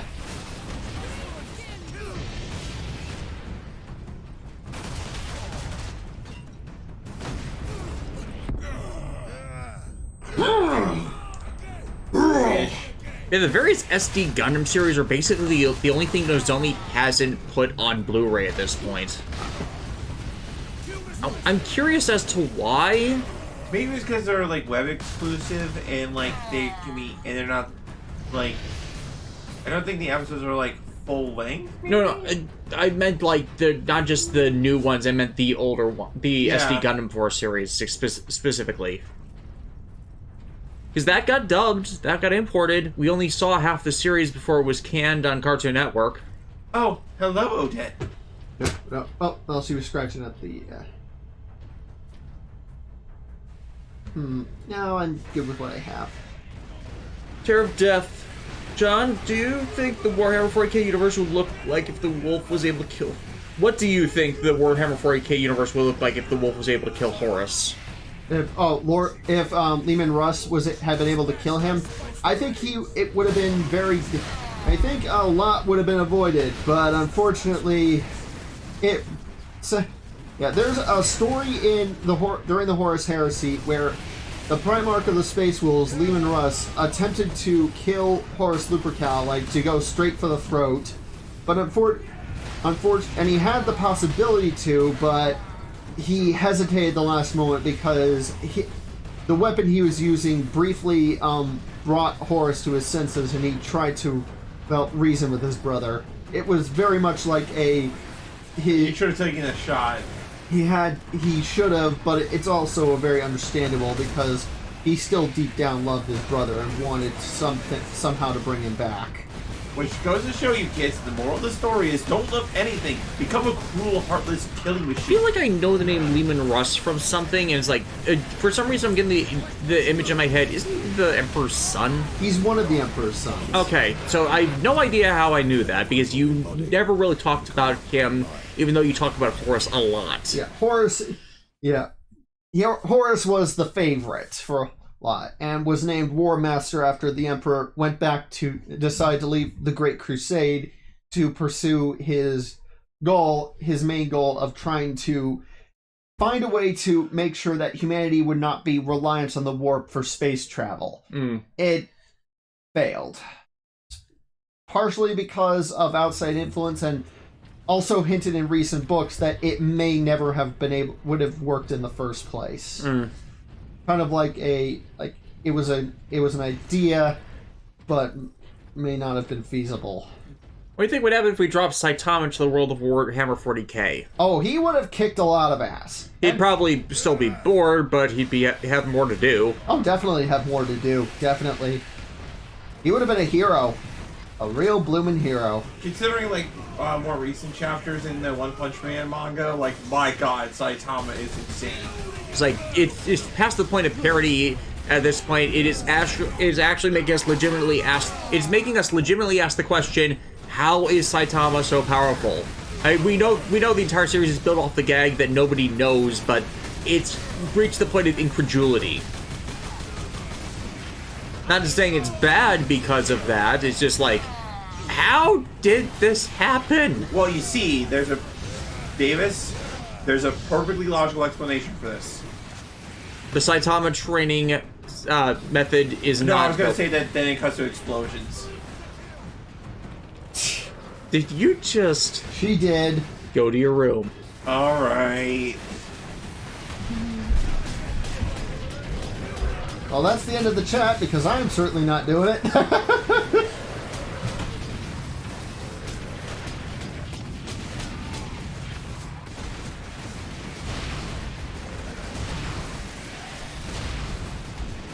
Yeah, what's my room? Overrated. 10 out of 10. And also, you couldn't get rid of me even if you tried. Yeah. Yeah, we don't want to, though. No, the phrase is 6 out of 10 too much water. That's like, water? Yeah, like, I'm sorry, but the upstairs is flooded. Damn it! How? It's yeah, upstairs. the bath I installed did not go well. I didn't get a bath in my room. You don't have the space. Just because Alexis is the favorite, isn't she? No, I'm just the gremlin. I mean, I am going to have to tear down the room to get it re-insulated, and then there will be that little expansion up there into that space that's just viable for expansion, because it's better than leaving it in a crawl space. Also, I'm just the plucky, lovable one that everybody adores. Depending on how many puns you deliver in a day. We need puns? Our enjoyment of your presence is inversely proportional to the amount of punning you do. Darn it, I almost had him. Almost had him. So, no more punishments? Wah, wah. Hey, you opened the door. He opened the door. I was giving you a sincere and honest answer, in a joking manner.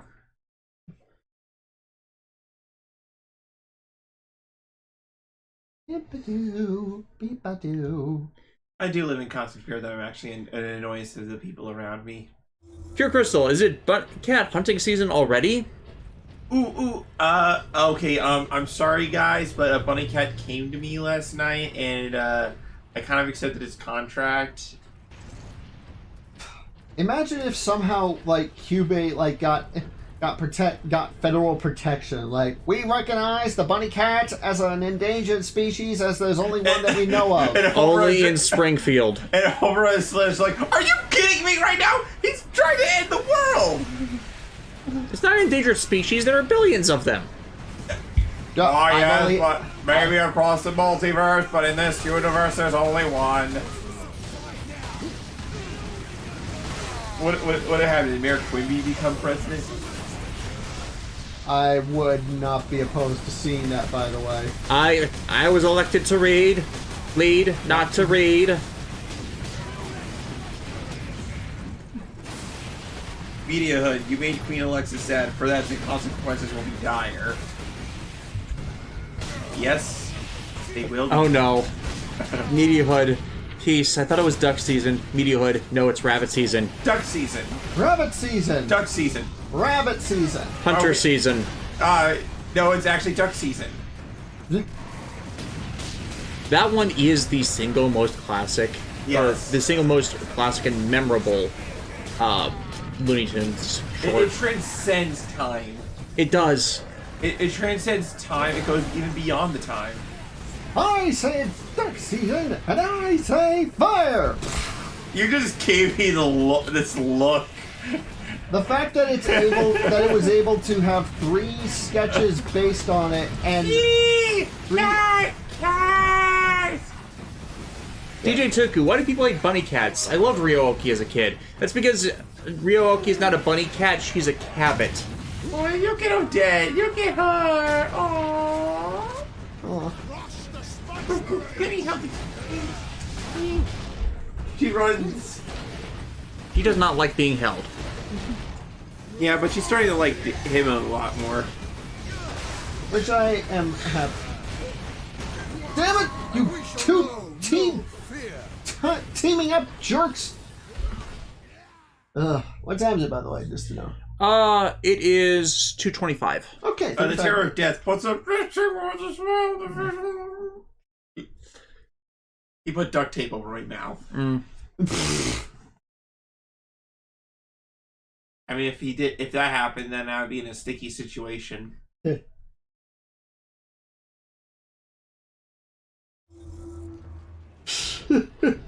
Listen, I'm just saying, I know how we can beat the Chaos Space Marines, alright, John?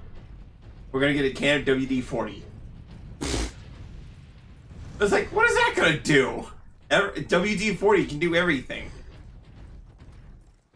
Can I do my taxes? Actually, yes, it can. It actually did mine last night. Oh, that's good. Yeah, I know, right? Like it grew with human hands. It had a mouth, glasses, and I don't think that was a kid of WD-40. I think that was an actual tax guy. Yes, his initials are just WD. Matt, were you churching that? I was churching it. John, don't be the church. That's Davis's job. It is. The scary thought that I could have better aim, and I don't like that idea. Look, I at least try and line up the sight. I just take so long that I screw it up.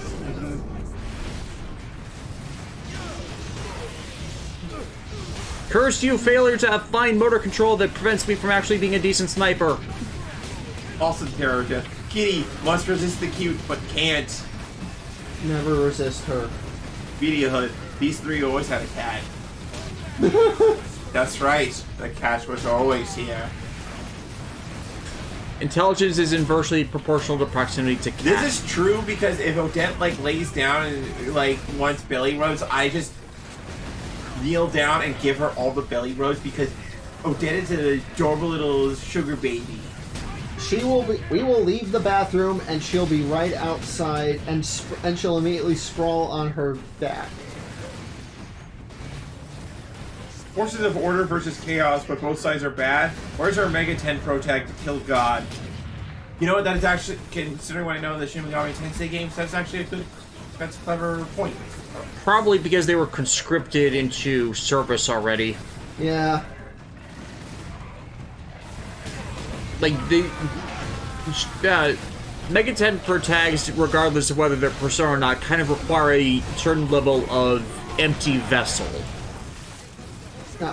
Stupid. Whereas they're not exactly purposeless, but there's someone who can fit a adept role through developing themselves. Whereas I would think in this setting, you're already driven to be something and someone so early that you get mapped to it. Yep. Like, mental flexibility is something important. Yeah. And it's difficult to find that in the You know what they really need, Sean? They need a musical number. Oh my god, slow motion firing. Slow motion back explosions. I love you guys. I think you're adequate as well.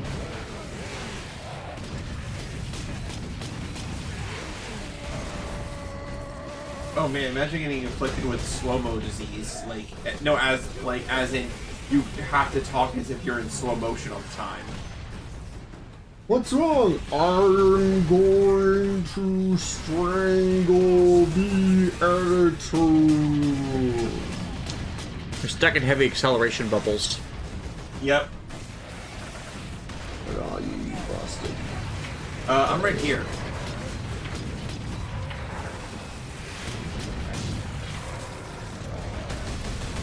Here's some house lore. I'm actually a demon that was summoned one day. She goes by many names. Those Alexis. pools. Some call her Tim, Wait, I'm a Timma? the Enchanter. Timma the Enchanter? What did the Enchantress? Yeah. No, the Enchantress is a Marvel villain. I don't know much about the Enchantress. Sir, I represent Disney Corporation. The Marvel license is under there. The blue-haired lawyer shows up. I've been Oh god. Terror. So wait, if Des is Church, then which members of the blue team are Alexis and John? Oh. Am I the Tucker? I don't want to answer that question. I don't want to answer that question. Because I'm pretty sure this is replacement blue team, because we had a better fit with when I used to do Halo streams with my earlier streaming companions, Aquas and KT Shadow, and we there fit a better Church, Caboose, and Tucker dynamic there. Can I be Carolina? I think this is a Church, Carolina, and Washington situation, to be honest. I think that's our closest equivalent. So, I guess you're Washington, John. Yay, I'm going to get brain damage. Yes, you are. Although it will be through some delightfully ironic methods. You, me, and Big Bird here. What up, Big B? Captain Titus, this way. Captain Titus. It's Titus. No, it's Titus. Is there a D or a T? Or Titus. Captain Tuss.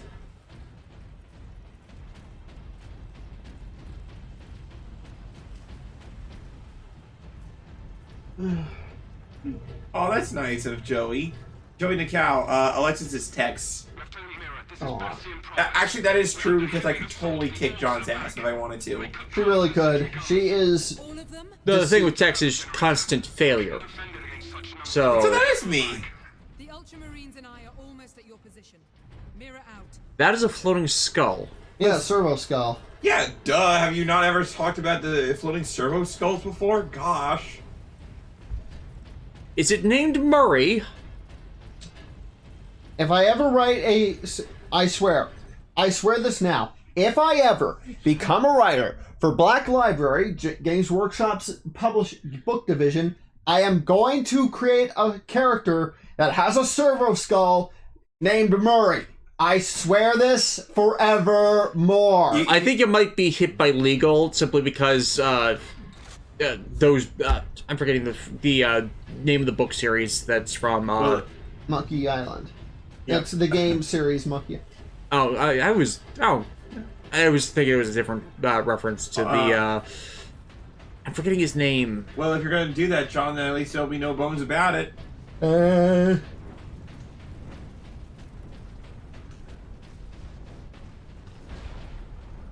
True. You see, the thing about my puns is that so long as you don't give me fuel for my pun fire, then I'm harmless.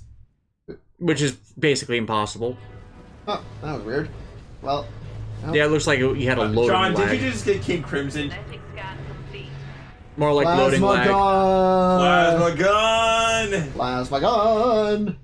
Nah, French. Practical and safe. Whoa! Whoa! I think that's a good Crash Bandicoot. It is. Wow! Just Just an entire game with Crash Bandicoot sound effect. Forward.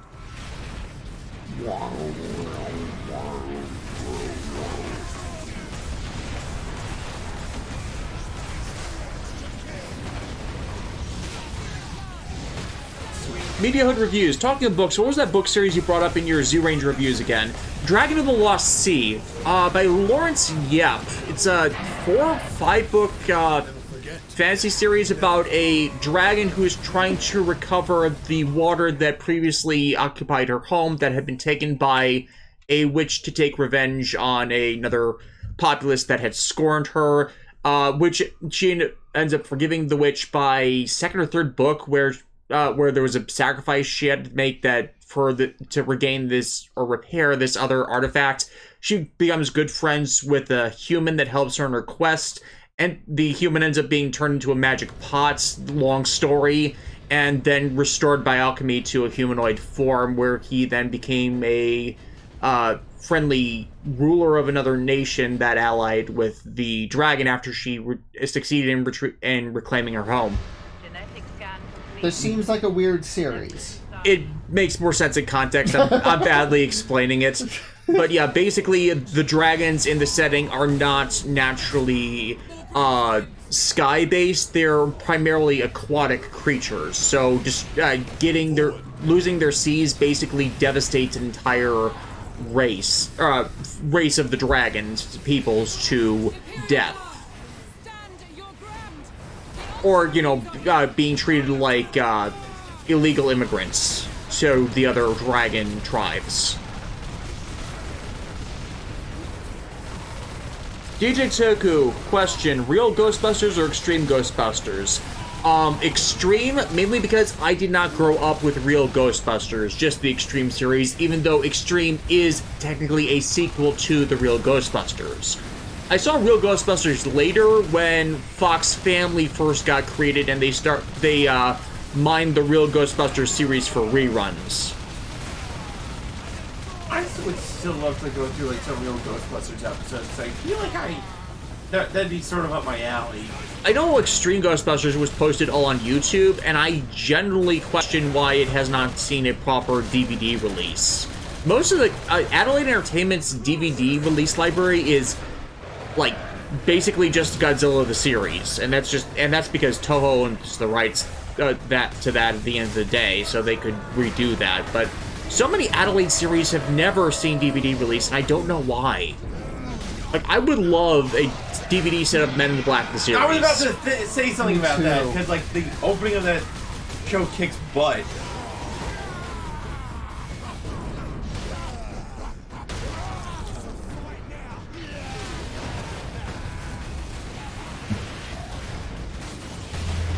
Damn it! I was... John...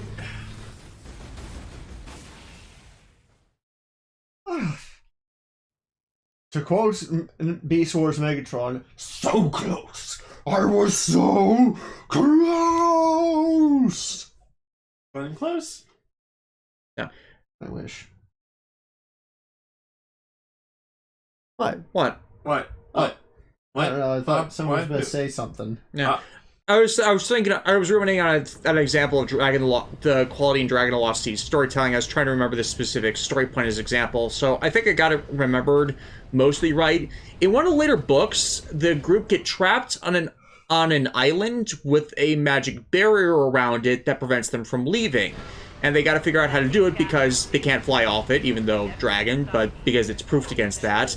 And they can't, like, build a raft out of wood because that's repelled. So, but they see a lot of pottery that keeps washing ashore. And they realize that while the magic is spelled to create barriers against, like, most common means of travel, they don't consider the possibility of someone making a bunch of ceramic pots that are light enough to be filled with air and then making a raft out of them. Or was it, like, parts large enough to seal them in like a barrel? I'm forgetting the specifics, but it had to do with the ceramics of the island allowing them to escape through them.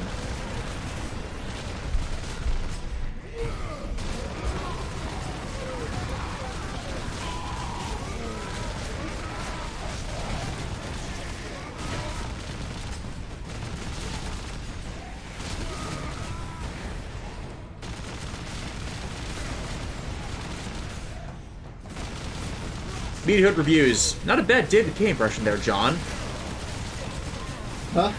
Not a bad David K impression there. Oh, thank you. I try. And I succeed. Sometimes. Yes. I think most people can at least do a semblance of that Megatron. Yes. Yes. But then you hear David Cage do other voices and you realize, oh hey, he has an actual tangible range. Yep. Like that time he played Optimus Prime. Oh yeah, that's like, what?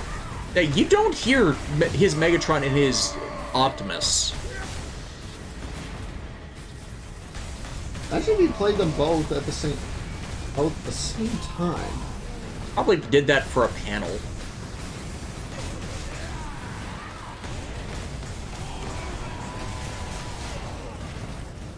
Peace, who finds it weird that some of the Beast Wars characters were in the trailer for the new Transformers movie. Apologize if it was talked about already. Yeah, we did talk about it already, but I think a lot of us are a bit more blasé about that thanks to Transformers War for Cybertron Kingdom. At least those of us who watched it or were aware of it with their whole plots, which already matched them up, so... Since it's been visualized before, I think people are going to be a bit more accepting of it. Assuming they don't screw up the plot line for it.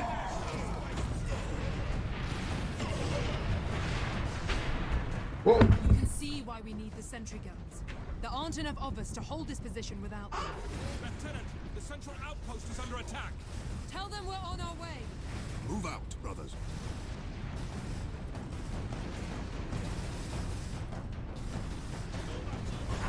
Plus, I think another reason I think people are a bit more, like, not having a problem with it is we've had a bunch of Beast-style Transformers alongside normal vehicle Transformers for quite a while now. Not just Transformers RID, but also Transformers Cybertron, where they had the entire Beast Planet group of them. And to not even talk about Transformers Prime with the Predacons. So yeah, there's been an intersection of them enough times that I don't think the aesthetic is going to screw with people, but just the idea of having two primes teaming up together. Though it would ironically be pretty funny if the movie ends up being better than Kingdom, considering the entire Machinima trilogy, the second Machinima trilogy was not received that positively. Yeah.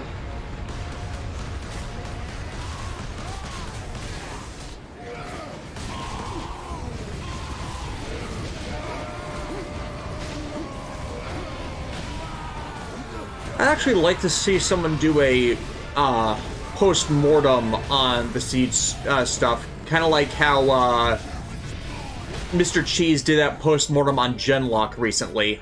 Yeah. Yeah, I watched that video, by the way, and oh my god. That just like... It's the perfect encapsulation. No one needs to do another one. That one was... Okay, if they want to go more into the specific story points, like I kind of format my reviews... Yes, but the actual, like, behind-the-scenes reasoning, that was perfect for why that ended up a mess. Yeah.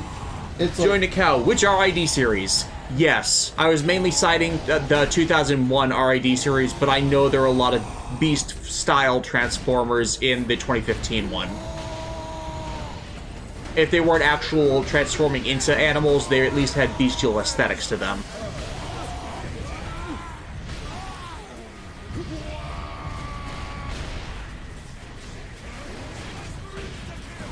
DJ Togu, hell, even Gene 1 had the Predacons and Insecticons.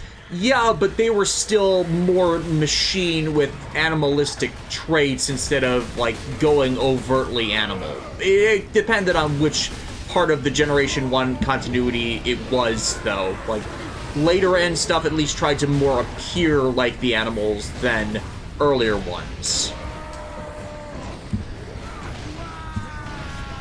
Like, I'd say the original Insecticons were more boxed robot with an insect motif as opposed to transforming into an actual insect.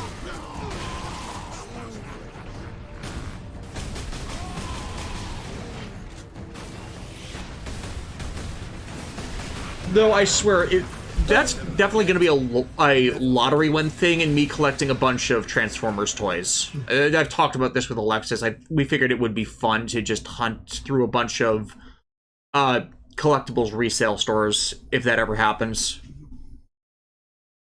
John, did you die again? Yes, I did. What else is new?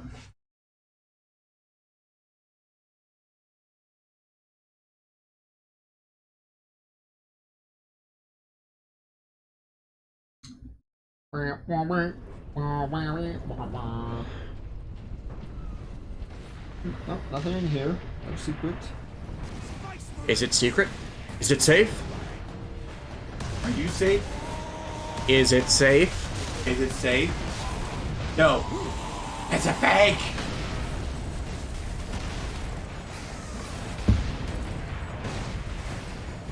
Oh, that guy looks big. He's a boss. Let's. Oh, yeah. You just got stomped.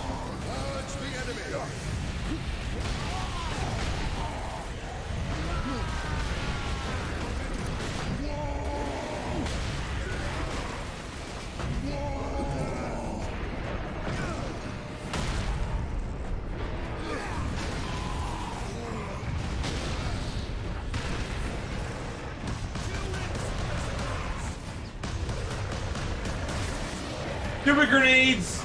I hate you! You made me look bad. Ooga Booga booga booga! Seriously, like, nothing will strike terror into you like playing a game of Halo Legendary did, like a Legendary run in Halo with the catch skull on. Oh. Like, you don't understand how much fear a little grunt can put into you when you hear the sound of a sticky grenade whiz by and you're like, where is it? Where is it? Where is it? Get away, get away, get away! It's like, oh, it's on my head. Oh, crap. Yeah. Let's be real, there was a certain satisfaction of landing a sticky grenade, right? Yeah. That indicator, the grenade indicator, is the only thing I fear. I fear no man, but that's side. It scares me. So Death, Terror Death. So Death's question: what are your thoughts on the Japanese G1 Transformer series? Well, those were some definitely some extra brave series. Pretty much. Pretty much. I don't consider them bad. Headmasters at least tried to continue and conclude the ongoing story. Master Force was its own thing for the most part, and it did introduce Overlord, who I think was a pretty genius villain, and they did a different thing with the family setting of the antagonists. Victory, though, I'm not a huge fan. I kind of like some of the things they did. I liked the combiner teams all of the series introduced, but especially the Seacons. I'm with Chris McFeely in liking the Seacons. But yeah, I'm just not the highest of engagement with those simply because I didn't really grow up with them, but found them later through TV Nihon's translation of those series.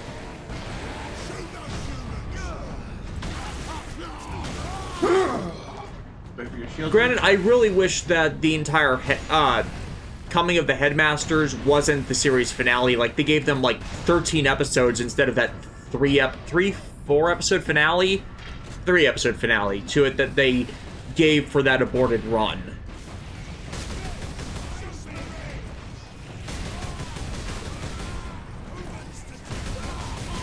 Des, have you read, from Axrail Lengths, Des, have you read about Legends of Star General? The mecha is kind of like underformed SD Gundam. Haven't you mentioned Legend of Star General to me before, Alexis? I have no personal awareness of that. Let's ring a bell. Maybe I was mentioning Legend of the Galactic Hero. I think that was the one you were mentioning. Yeah, but I don't know about Legend of Star General. Yeah, like that's the thing about the mecha genre is that there's so many like obscure, like way more obscure niche things than even I'm aware of. And yeah, probably because there was just the Monster Getter and Gundam Zeitgeist was just so strong that so many companies in the 80s tried to copy it, but. Or if this was a more recent development, but like the thing that I love is just seeing a mech I've never seen before and going, I need to know where that came from, and I want to see that series. Yeah, that was basically me with Gravion, which we are going to be going through this winter break. Yeah, and you know things. I know things. Understood. All I know is that there's apparently a Tachibana in it. Yes. No one in the chat bring it up. I want it to be a surprise. I would not be opposed to this. DJ, would you like to see a new version of Jetfire based on a more modern variable fighter rather than the old VF-1 Valkyrie? I'd like to see that, yeah. It would require proper association with Bandai for it, which, considering they did the crossover recently with the Bandai produced Shogokin Liker Zero, I think it could be feasible that they do it. Save the Meltagun. Save it for the power armor pose. Also, something I think, like, really needs another consideration, or at least a release in some form, is the Japanese exclusive Beast Wars series. Because Yes. I know there are farcical parody series that aren't that good, and yet there's something about the aesthetic from those series. Especially for the few toys from their toy line we actually got. I got that Magna Boss set. I no longer have it, and I know it's a gold plastic victim, but that thing had a working aesthetic to it. And Leo Prime. Yes. I got the Furai Malekith, that thing's nice. So I can kill you? Stop shooting me! I almost got Tripredicus too, but my mom said no to getting me both of them at the same time. And I kind of regret that one, because, like, Tripredicus was a good three-piece combiner.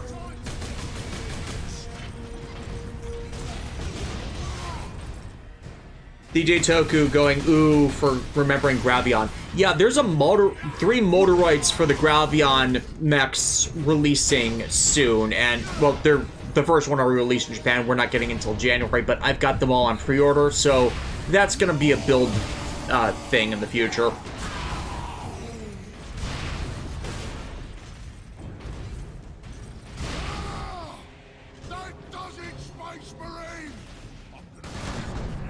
Care of Death. Don't forget Big Convoy. Yes, the Mammoth Optimus.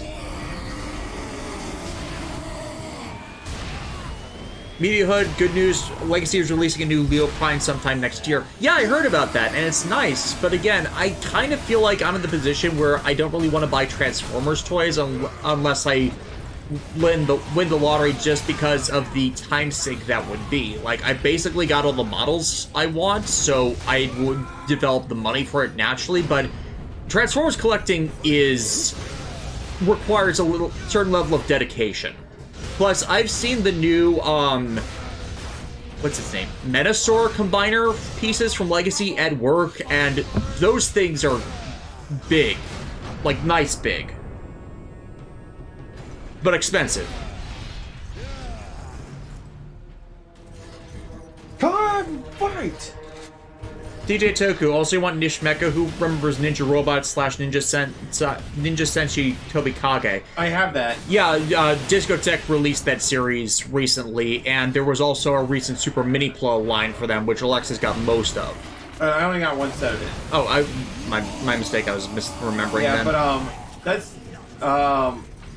that's another, like, one that I've heard the actual series itself is just okay, but I always get fascinated by, like, the okay series, because I get the best of both worlds. It can both be really good in areas, but but where does it falter? You know what I mean? Mm-hmm. And then I can, like, use that, like, those lines of thinking and, like, develop my own critical. Mm-hmm. You get that, right? Yeah. It's like the mechas were interesting, where they would go beast form when they combined with that support guy. Mm-hmm. Also, somebody just donated $2. Yes, thank you, Brian. Wow. Love your videos. Not half for life. Yay. It's really nice. Yes. Like, I've been noticing that, like, more, like, every so often somebody donates to the chat, and, you know. Yeah, I appreciate the donations when that happens, considering Patreon's not doing so well these days. Yeah.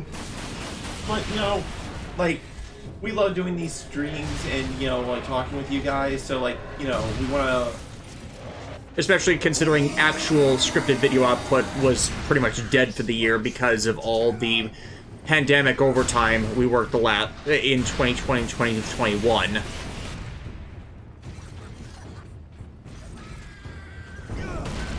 But yeah, my thing with wanting to collect Transformers is I want to do it, but so many of the things I'd want to collect are combiner teams, and those are in and of themselves a financial investment. And to a lesser extent, the Beast Wars ones, simply because Beast Wars pretty much remains my favorite Transformers series. I think people would not really argue with that. No, like that's fair. Like, I still need to see Prime. I know a lot of people's favorite these days is Prime. I've not gotten around to it more than just the odd one-off episode. I think I got him! I got him! Yay! Yay, Melt-A-Gun! Finish him! And Odette's being needy because she used to be fed around this time. Yeah. She's like, Dad, feed me! Oh, wait. Oh, it turns to the side. Aw. Go for the head. But there's no brain in there. Oh. Ah, thought I blew off his head. Oh well. I win. Cutscene discontinuity. Eh. Alright, so. Where to? That's a solid place to end things. Yeah, what time is it? About 3? It is almost 3 o'clock. We've been streaming for an hour 55, so yeah, this is actually a perfect time to stop. Yeah, because I mean, like, what other better place you guys to end a stream with you, like, defeating a boss? Oh, yeah. A major recurring boss of that. Yeah. So, that will be it. Thank you for... Oh, wait. Now, do you mind if I plug next week? Yeah. So, next week, folks, we're going to be doing a special extended stream. Hopefully it won't be, like, as long as the Pokemon ones that we did, because, even though I enjoyed those. But hopefully next week we will be beating Paper Mario: The Thousand-Year Door. That's been a long time coming. It has been. And it should be a fun time. And yeah, I just wanted to plug that because, like, it's basically the only one of the games so far that we've been streaming that we've actually gotten to completion since, like, Cyber Sleuth. Yeah, I know, and, like, that's gonna be a big moment in it, you know? Oh, also, we did the big stream for Ghostbusters, and we did Diablo 3 to completion. So there are those two, but Cyber Sleuth still sticks in my head for that. Mm-hmm.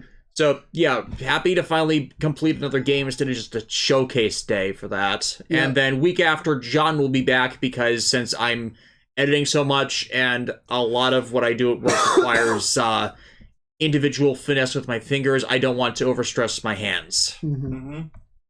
Plus, I owe John the week considering he didn't get a stream day in November. Mm-hmm. Okay, so we will see you guys for that next week. Hope you guys will continue to not be overstressed by December nonsense, because December nonsense. Yep.